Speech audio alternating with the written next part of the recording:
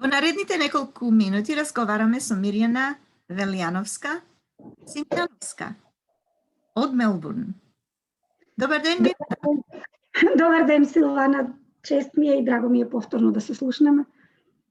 И мене исто така. Мирјана, повод за нашиот разговор се престоечките празници, Божик празници и Нова година. Денес е 2 јануари, така да честит Нова година на вас и на сите. Благодарам. Исто и на вас се најдобро. Да. Можете да ни кажете нешто за вас и вашата работа? Бидејќи вие сте ангажирани во многу работи и затоа мислам дека е доста важно да добиеме една слика лично од вас за тоа со што се занимавате. И повеќето луѓе знаете, сите сме сестрани, се занимаваме со повеќе работи. Јас, мојата професионална работа е професор, работам во средно приватно христијанско училиште, тука во Мелбурн и се занимавам со тоа од кога завршив факултет повеќе од 30 години.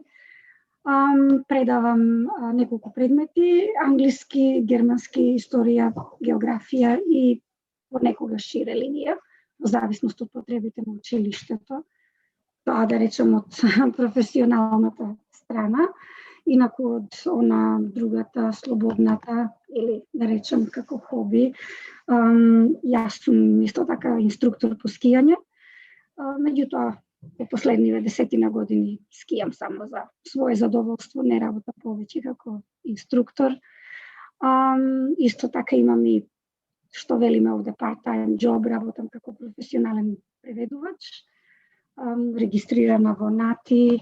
Во моментов исто така работам на пишувањето на испитот за оние луѓе кои што сакаат да полагаат за македонски преведувачи, било писмено или усно. И така, исто така сум одгледувач на кучиња. Имам во моментот 2 самоеди, мајка и терка, Астра и Маја, кои што во минативе неколку години ми дадоа неколку легла кучиња и така Астра е шампион на Австралија. Кога бевме во Македонија, беше и шампион на Македонија. И таму браво, браво. Така, разни хоби, занимации, во зависност од тоа. Една друга работа за која што можеби не многу луѓе знаат за вас што ја работите е она поврзана со друштвените и црковните ангажирања.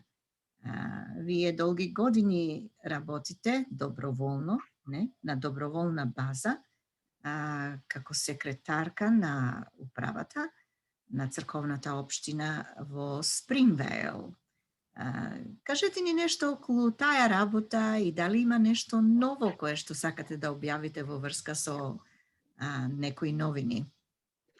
Во минатата година и пол јас работев како секретарка кои сите други членови на управата на волонтерска основа во црквата Свети Димитрија во Спрингвейл, која за жал од народна сега стана приватна црква, со цел на обединување и пожелба на и барање на парохијаните и на луѓето, формирано е ново здружение, односно Австралиско-македонски совет за југоисточните населби, со кое што тело се надеваме дека ќе се обедини уште повеќе македонската заедница.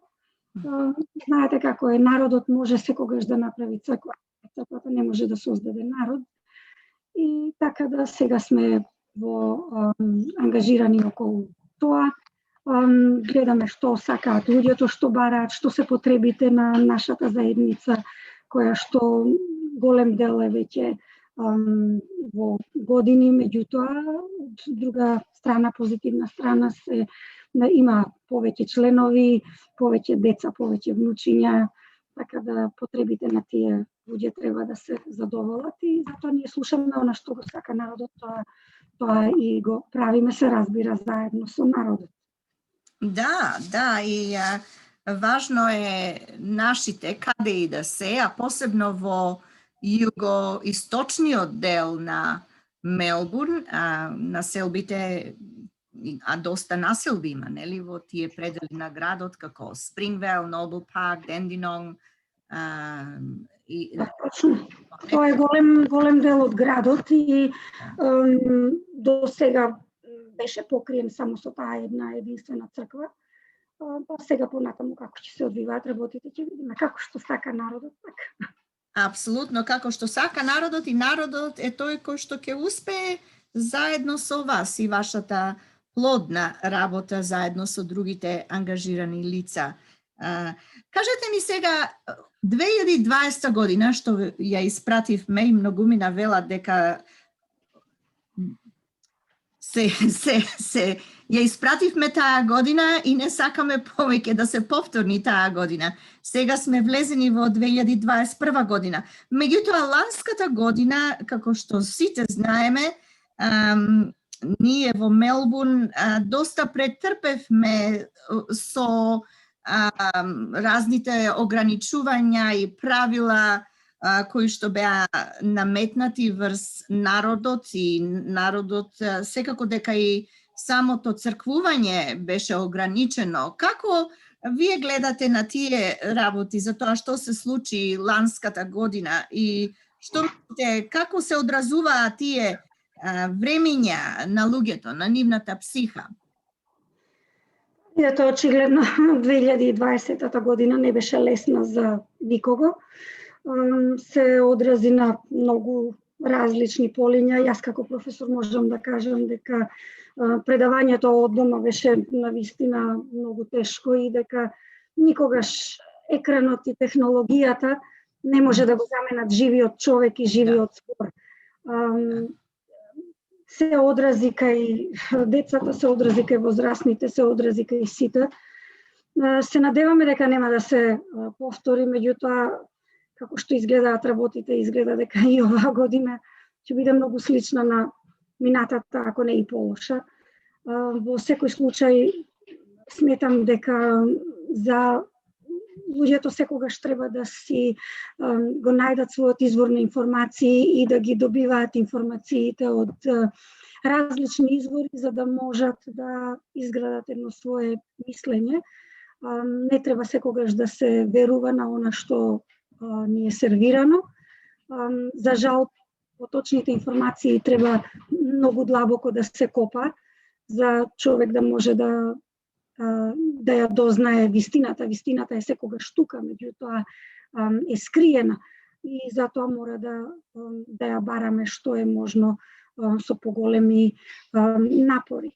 Во однос на настаните, исто така можам да речам дека и во духот на нашата религија, дека ние сме создадени по Божјата волја и по Божјата слика и дека сето она што е од човека создадено не смее да се меша со она што е Божји дар и Божја творба. Нас ни е од Бога дадено тоа што ни е дадено здравие, онолку колку што го имаме и колку што го чуваме или колку што сте го наследиле, и дека ни една институција или било кој друг поединец би требало да се вмешува во нашето здравие.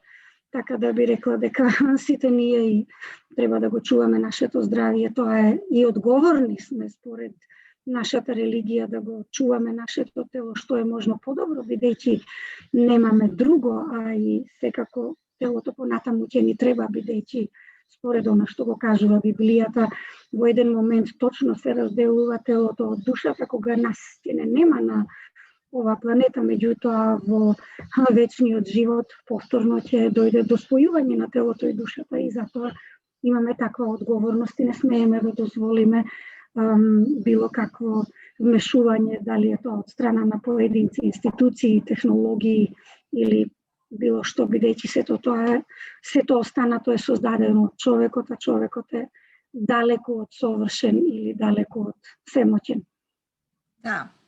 Колку е важно македонската заедница во диаспората, овде во Австралија и во другите земји во светот, што мислите, колку е важно за нив да останат сплотени и да ја одржуваат својата вера?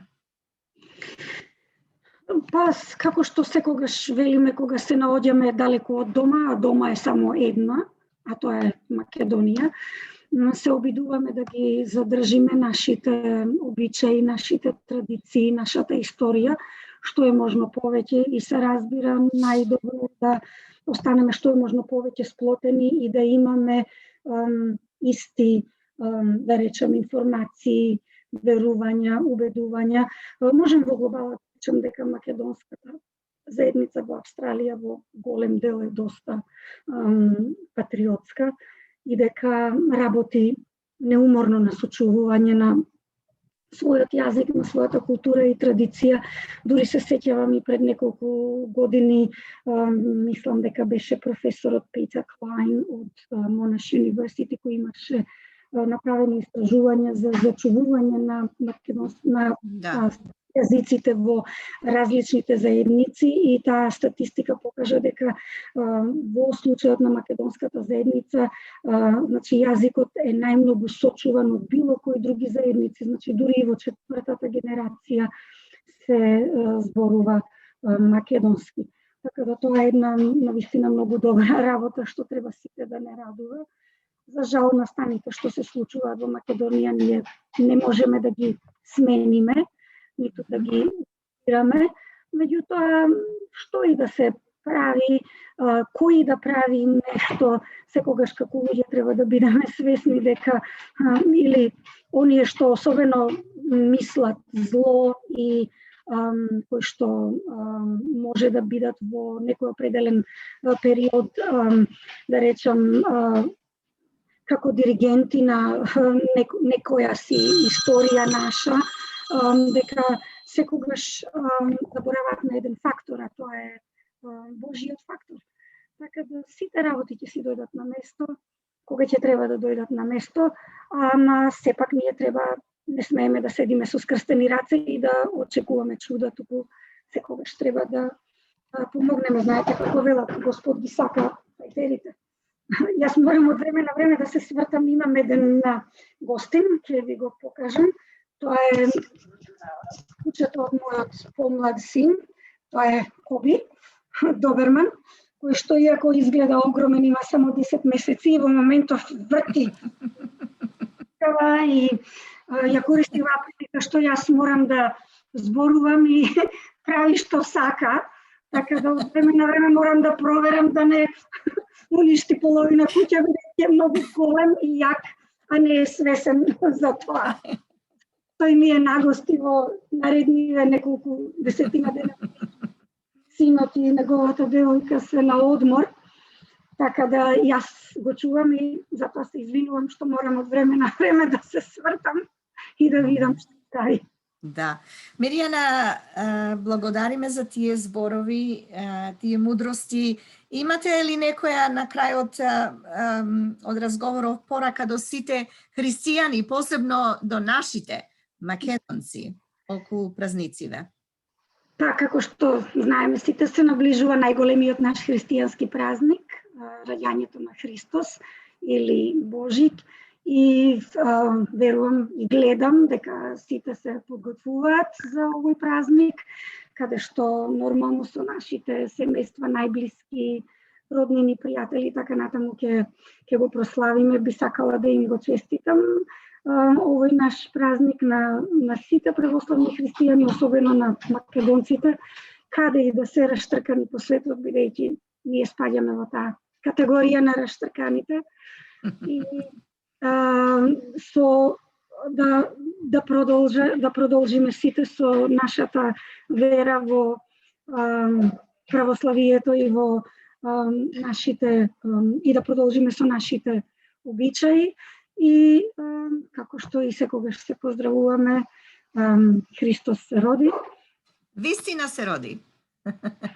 За секој е добро. Ви благодариме за разговорот. Секој е добро и ви благодарам уште еднаш за поканата. Се најдобро во новата 2021 година и до скоро видување. И на вас. Исто и јас ја земам оваа прилика сега да им ја честитам нова 2021 година за добро здравје, за љубов, среќа, радост и да се видиме наскоро. Да се видиме. Секој е добро. Видиме на игранки, на пикници и сите други нешто што ќе се организираат. Ќе биде каде што има добра волја, секогаш има и добар успех. Ајде, се најдобро, благодариме. Поздрав, пријатно.